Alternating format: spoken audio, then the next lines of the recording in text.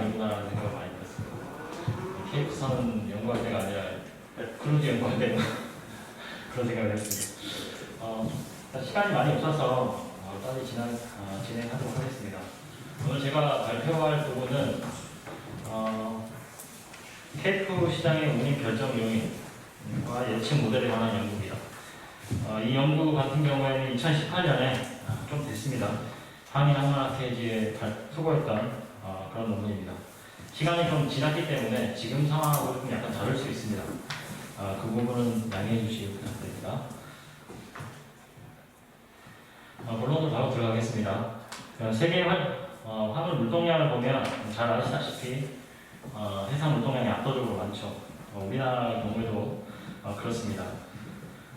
이런 전체 해상 물동량 중에 드라이버크 쪽을 좀 세분화해서 보면 드라이버크 쪽에 52억 톤, 전체 해상 화물 물동량 중에 44%를 차지합니다.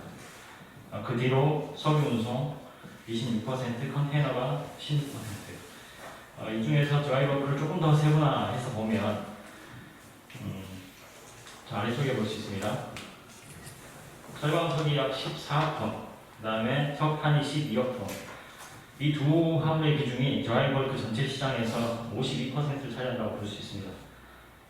그리고 이제 그 다음 순으로 곡물이 4억 톤으로 9%, 그 밖에 마이너버크, 여러분들이 흔히 아시는 복사이트라든지 스틸 프로덕트라든지 시멘트, 설탕 이런 것들이 마이너버크에 들어갑니다.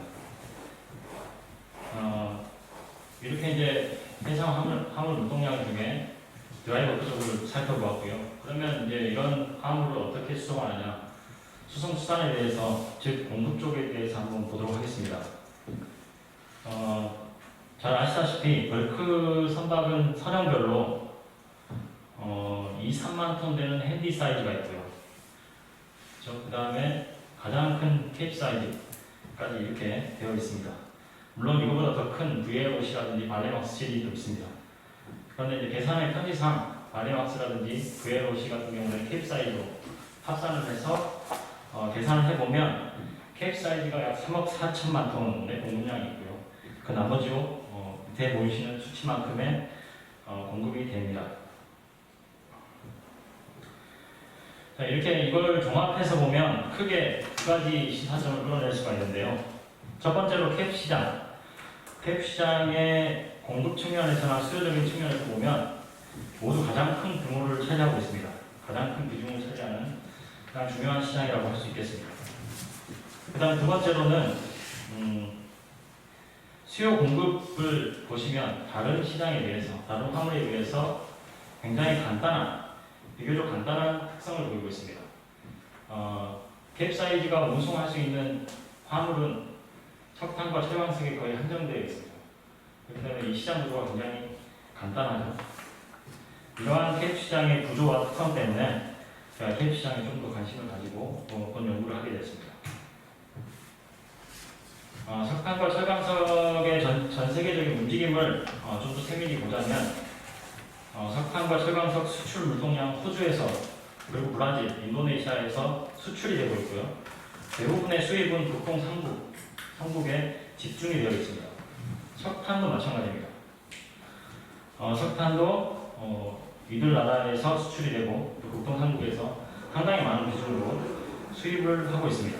그래서 이 철광석, 석탄의 비중이 높은 캡 시장의 운임을 분석하기 위해서는 이러한 화물의 움직임을 이들 세 나라와 극동지방의 세 나라의 어떤 수출 물동량을 보고 판단할 필요성이 있습니다. 그리고 우측의 그래프를 보시면 캡스 선박 같은 경우에는 잘 아시다시피 가장 큰 대형 선박이기 때문에 특정 항로에 특정 화물만 운송합니다. 그렇죠? 석탄하고 철광석밖에 운송할 수밖에 없고, 너무나 큰 선박이기 때문에 다른 화물을 운송할 수가 없고, 또 들어갈 수 있는 항만도 굉장히 제한적입니다. 이러한 선박의 활용성 측면에서 굉장히 제약이 많기 때문에 그런 이유로 이 빨간색 그래프처럼 운임의 변동성이 굉장히 큽니다. 그래서 이러한 운임의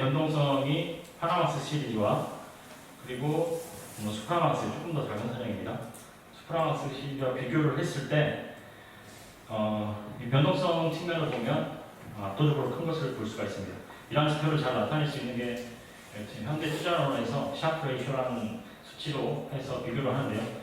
이 수치가 크면 클수록 투자하기 더 좋다라고 평가할 수 있고 캡 사이즈가 가장 낮습니다. 이 말 뜻은 위험 대비 수익률이 그렇게 좋지 않은 시장이다라고 판단을 낼 수가 있습니다. 어쨌든 이런 변동성이 굉장히 큰 시장이기 때문에 하지만 비중이 가장 높기 때문에 중요한 시장이면서도 상당히 어떤 마켓 플레이어로서는 경영 의사결정을 하기 굉장히 힘든 시장이라고 볼 수 있겠습니다. 이러한 변동성이 굉장히 큰 시장임에도 불구하고 마켓 플레이어들이 수익을 내기 위해서 정확한 시장 판단을 해야 되는데 지금까지 잘 아시다시피 회원의 의사결정 대부분은 경험이라든지 그 다음에 기존의 관행 이런 것들이 의존적인 성향이 큽니다. 그러한 이유로 해서 과거에 우리가 굉장히 오랫동안 겪어왔던 침체 기간을 겪어왔었죠. 따라서 이 본 논문의 목적은 시장의 합리적인 의사결정을 위해서 과학적인 어떤 예측 방법을 제시하는 것이 본 논문의 목적입니다. 다른 연구와의 차별성으로는 케이프 운임 요즘 여러분들 잘 아시는 기대학생 모델 중에 하나인 랜덤 포레스트 모델을 적용을 해서 예측을 시도하였습니다.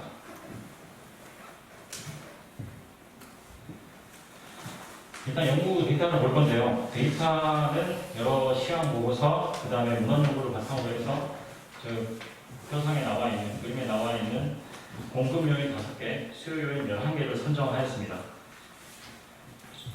하나하나 세 분이 설명할 시간은 없는 것 같고요. 대부분 보시면 공급과 관련되어 있는 게 초록색, 그 다음에 수요와 관련되어 있는 게 파란색으로 표시가 되어 있습니다. 그래서 운임의 결정에 있어서 공급 요인은 선박과 관련한 데이터, 그 다음에 수요 요인은 화물과 관련한 데이터라고 보시면 될 것 같습니다. 데이터는 2002년부터 해서 2015년까지 168개 월간 데이터를 사용을 했고요.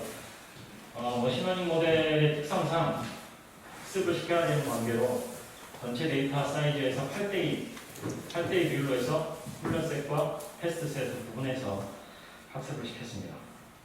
그런 과정에서 민맥스 노멀라이제이션이라든지 이런 관련한 데이터 프리프로세싱을 했고요. 그 다음에 파라미터 선정을 하기 위해서 저기 나와 있는 기법들을 사용을 하였습니다.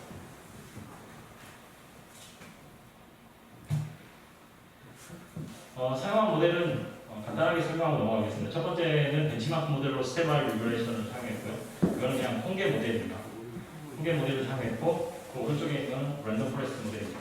컨셉은 굉장히 간단합니다. 지금 저희가 선정한 변수들을 계속 투입시켜서 랜덤으로 투입을 시키는 거죠. 투입을 시켜서 예측 결과, 이 결과가 퍼포먼스가 좋은지 안 좋은지를 계속 비교를, 그걸 수만으로 비교를 합니다. 비교를 해서 가장 좋은 변수를 선택하게 되고 최종적으로 그 변수가 채택된 모델을 모형을 설정하게 됩니다. 스테바이 이미네이션이랑 랜덤 포레스트가 비슷한 개념이라고 생각하시면 돼요. 너무 빠른가요? 그렇죠. 네. 그래서 예측 결과치를 보면 일단 훈련셀만 가지고 학습을 시킨 겁니다. 스테바이 리그레이션 같은 경우에는 변수, 우리 총 16개 중에 8개가 선택되었을 때 가장 예측성이 좋았고 그렇게 선택된 변수들을 보면 디맨드 팩터가 우선시 되었습니다. 그런데 랜덤 포레스트 같은 경우에는 16개 중 10개가 선택됐을 때 가장 퍼포먼스가 좋았고 그러니까 서플라이 팩터가 훨씬 더 많이 반영이 되어 있음을 볼 수가 있습니다. 과연 그러면 이 데이터, 이 모형을 가지고 실측치와 예측치를 비교했을 때 어느 모델이 더 성능이 좋는지를 마지막으로 최종적으로 확인할 텐데요. 그게 이제 이겁니다. 빨간색으로 표시되어 있는 게 랜덤 포레스트 모델의 예측이고요. 그 다음에 LM이라고 표시되어 있는 리니어 모델은 저게 스테바이 리그레이션입니다. 그 다음에 검은색 실선이 액츄얼 데이터입니다. 두 개를 비교했을 때 그래프상으로는 판단을 내기 쉽지 않지만 어느 예측치가 더 좋은지를 판단을 내릴 수 있는 기준이 MAP와 correlation 두 개가 있습니다. 다른 여러 기준도 있지만 대표적으로 두 개만 가져왔습니다. MAP 같은 경우에는 수치가 작으면 작을수록 예측성이 좋다. 그 다음에 correlation 같은 경우에는 수치가 1에 가까우면 가까울수록 예측성이 좋다라고 판단을 낼 수가 있겠고, 두 지표상 랜덤 포레스트 모델이 스테바이 리그레션보다 각 기준별로 20에서 또는 10%, 10에서 20% 이상의 예측성이 더 우수함을 볼 수가 있습니다. 왜 이런 결과가 나왔을까라는 측면에서 살펴보면, 아까 그 변수가 선택됐을 때 보면 랜덤 포레스트 모델 같은 경우에 공급 변수로 훨씬 더 많은 비중을 둬서 모형이 설정이 됐습니다. 우리가 이제 오랜 시간 동안에 해운 시장에 위기를 겪고 왔었는데, 그런 위기가 촉발된 요인을 보시면 공급 과잉이 가장 큰 원인입니다. 그래서 어떠한 ETF 시장의 향후의 시장 판단에 있어서 가장 중요한 요인은 그동안 견조하게 성장되어 왔던 수요가 아니라 이율을 훨씬 초과한 공급 요인을 면밀히 관측을 해서 이러한 모형을 가지고 예측을 하는 게 훨씬 더 합리적인 의사결정에 도움이 될 수 있다라는 측면에서 본 논문을 마무리하였습니다. 이상입니다.